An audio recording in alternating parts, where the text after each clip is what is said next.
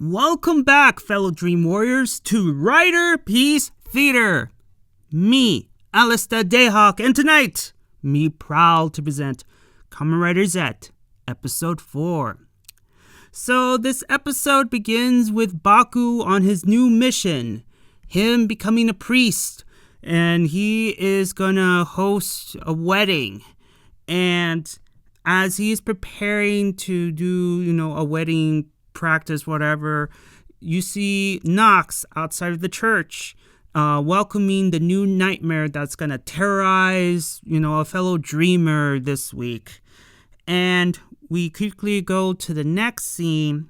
You see Nim, and she greets Baku and asks, "Okay, Agent 7, it's nice to see you again. What's your mission this time?" And Baku tells her, "I'm here to protect the bride, who is apparently the daughter of the Prime Minister of Foreign Affairs." And, he goes on until he hears screaming in the background, assuming that, hey, there's a nightmare attacking. So he quickly goes to, do his thing. But there was no nightmare. Instead, you see a man holding a knife and just protesting this whole wedding, that this wedding shouldn't happen, and blah, blah, blah, blah, blah. And we learn that this man who is holding that knife to the bride and groom is nothing more than the bride's childhood friend. So Baku immediately uses his impact capsium and quickly subdue the man. And he asked him, "Are you the dreamer that I'm supposed to protect and help?" That sort of thing. But before he could get an answer, he immediately wakes up. So he wakes up and he reports to Zero of what happened in the dream. Zero tells Baku that maybe this man could have been affected by that purple mist that happened last week. Something called the bad dream contagion, disease, virus, whatever you like to call it. And it was due to, the bomber nightmare entering the real world, and we all know what happened there. We saw the purple mists, the purple butterflies, and you see them land on everybody in the city of Tokyo, so that means they're infected. And this is where Baku is starting to question his self-worth of being a secret agent, because now he is feeling, hey, if I could have stopped the bomber nightmare a whole lot sooner, then none of this would have happened. And he tells Zero, "Look, as Agent 7, I'm a badass. I'm confident I'm all these things. But here in the real world, I'm a coward. I'm the opposite of that. And I don't know if I have what it takes to become an agent here in the real world." And this is where Zero said, dude, you already made one dream come true. And it leads to Zero gifting him a couple of gadgets called the Zeztz gadget. So you have the undercover camera, to a sensor alarm, to an ID with a phaser. And then he gets two new capsiums, the wing capsium and the string capsium. So he gets new capsiums and gadgets. And I kind of feel for Baku, I really do, because he starts to feel responsible for that purple mist and affecting all those people in Tokyo. And I'm like, Baku, being a superhero is never easy, and it will come a time where you will fail in your missions. Sure, we get to see heroes, succeed in their missions because they have to, or else, the innocent in question will be badly hurt or die. We all get it, right? But when I watch TV and you see our heroes, constantly winning and saving the day, there were some moments where, our heroes don't save the day because something bad happened or whatever it is. And it's nice to see that, hey, in real life, like, there are some missions that you will succeed while others you can't. And that's like a harsh lesson that we all have to learn in life. So right now, Baku is feeling like he's useless. He's questioning his self-worth as an agent.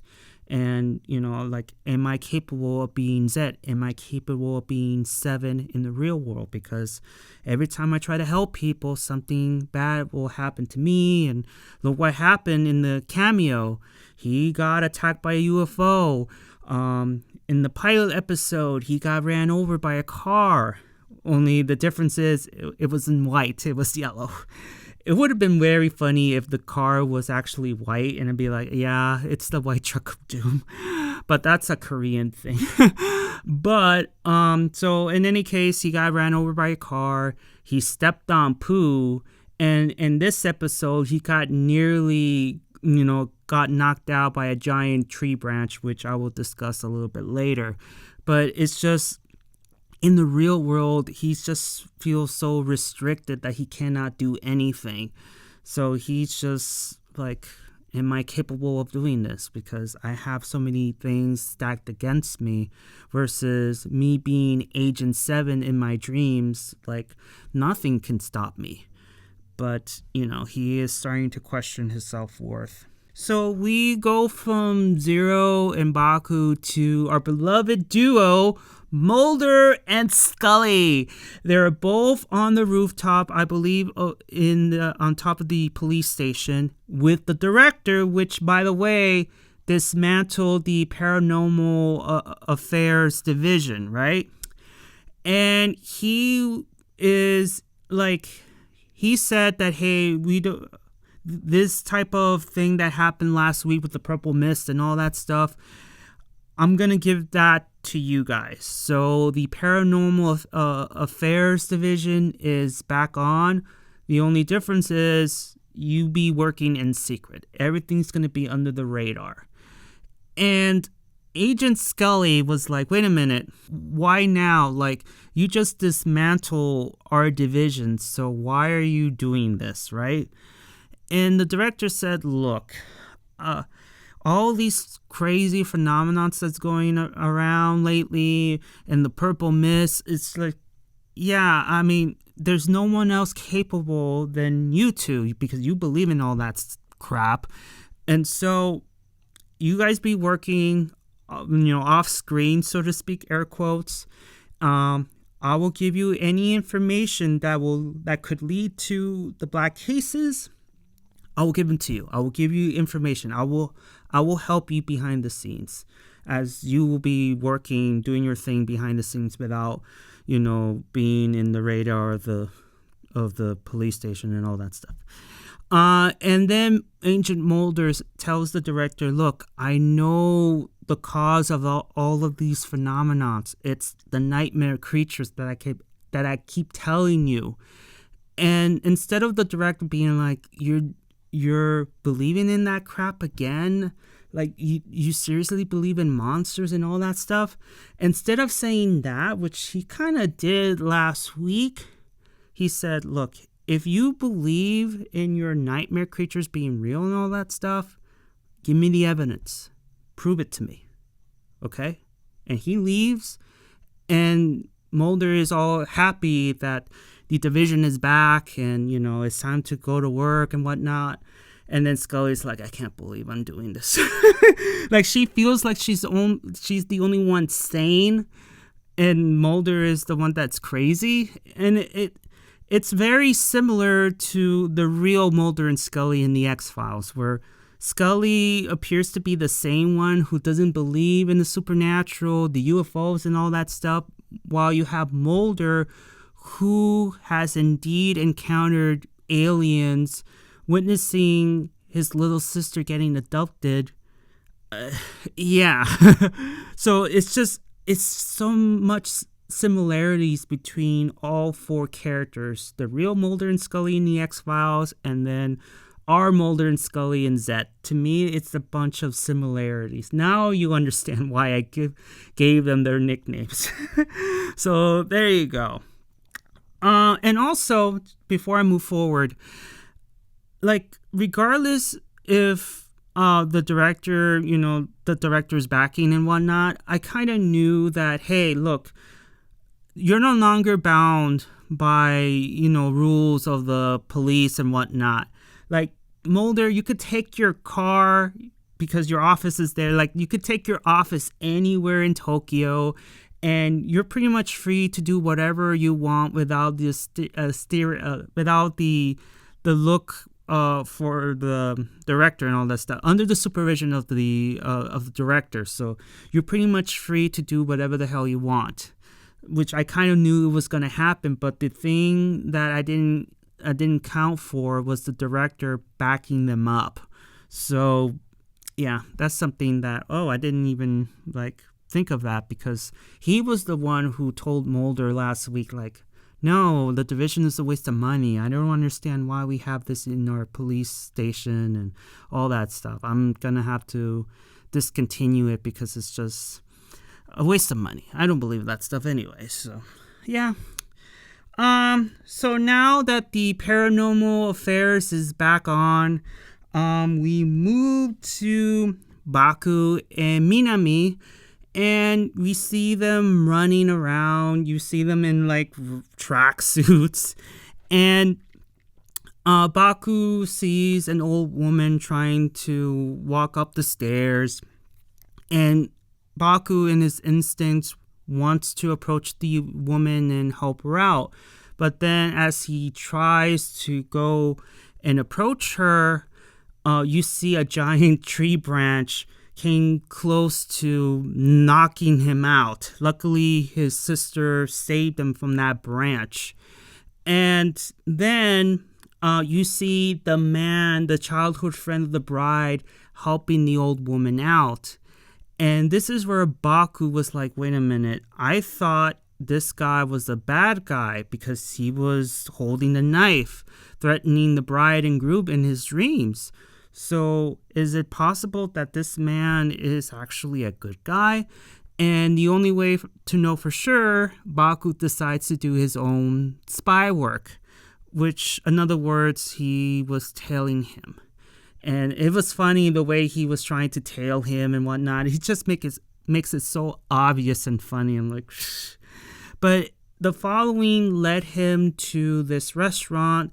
The childhood friend is meeting with his friend. They have a friendly discussion about, the bride, and he's like, my friend is getting married.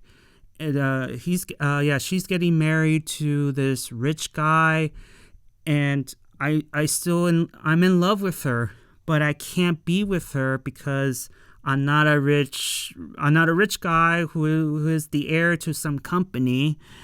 And so, yeah, you get this feeling that, he is crushed, that as much as he wants to stop the wedding, it's impossible, because I get this feeling that the bride is under some kind of arranged marriage and whatnot. And so Baku returns to Zero and reports his findings. And we've learned that the guy who was holding the knife, his name is Epi. I think I pronounced it wrong, but, Empi. And we now learn the name of the bride, which is Miyuki. And they were childhood friends. And Baku gets the impression, after listening to the conversation between Empi and his friend, it sounds like to him that he is in love with Mikuki. And so this is where Zero tells Baku, like, your experience of being an agent in your dreams is following suit into the real world, because you've been an agent for so many years in your dreams. Now it's catching up in the real world. And Baku's like, really? Oh, wow, that's cool. And it just helps him gain his confidence back. So I thought it was pretty cool. And so we get to the screen, we get to see, what we learn, and we see this graph of, all the people involved in this case, and I thought it was pretty cool. So we move to Sleeping Beauty Baku. He falls asleep. He returns to the church, sees Nem, and he is, getting ready to, to wed the bride and groom. And so before that, he is preparing for the wedding. He is setting up things to, setting up alarms in case the nightmare does arrive to crash the party. And he instructs Nem, in case things get horribly wrong, can you please lead the evacuation, please? And then Nem said, yes, don't worry about it. And so we quickly go to the wedding. The wedding begins. You see MP outside of the church. And then you see this nightmare flying through, and you see it crash the wedding. And it demands, hey, fork over the bride, please. And then we get this scene where Baku transforms into Zeztz. He fights the monster in the church. And while at the same time, in the real world, you see Mulder and Scully in the same church. And they see a bunch of feathers on the chapel, on the floor. And Scully's wondering, what the hell is this? Where can this lead to? And Mulder says, this could lead to Baku. So, yes, I assume that all three of them will work together to take down Nox and the nightmares, because Baku, as of right now, is the only one who can defeat these nightmares. And hopefully Mulder be like, hey, thank you for saving my life, but, Baku disappeared and whatnot. So I don't think he's going to remember him being rescued by Baku, but, it's either here or there. But we all assume that Mulder and Scully will be working with Baku, and, it was bound to happen. So we quickly go to the last scenes of the episode where the nightmare uses its power to flip the dream upside down, which causes the bride to just come like flying through the window, and you see Baku using his new capsium to save her, using the wind capsium. And he notices something weird, which is, okay, he sees the groom and he sees the childhood friend still, like, they're upright. Like, after the nightmare flipped the dream upside down, they didn't fall, but the bride did.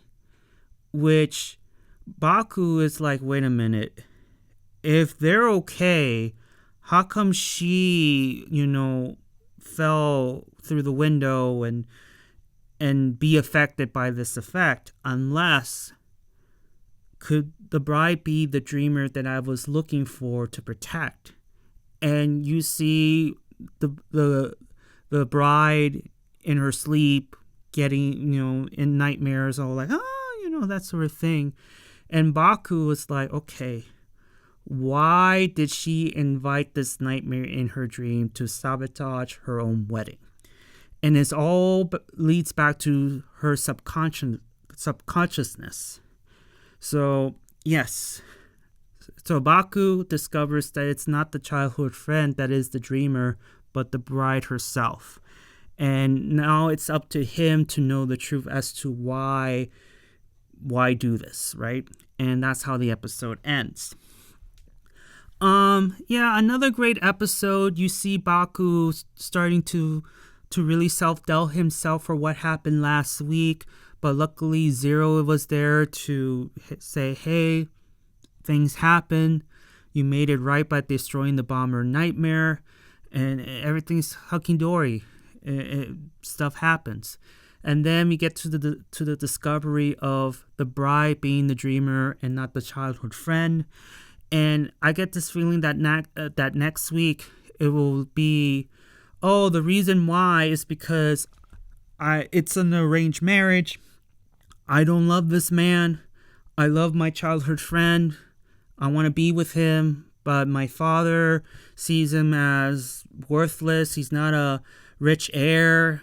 It's just like, I don't love this guy. I love the other guy, but I'm forced in this situation. If I don't do this, then my parents will disown me. All that stuff. It's just so obvious that I'm like, I would be surprised if it's the opposite. But no, it's more like, oh, I'm in an arranged marriage and I want to get out of it.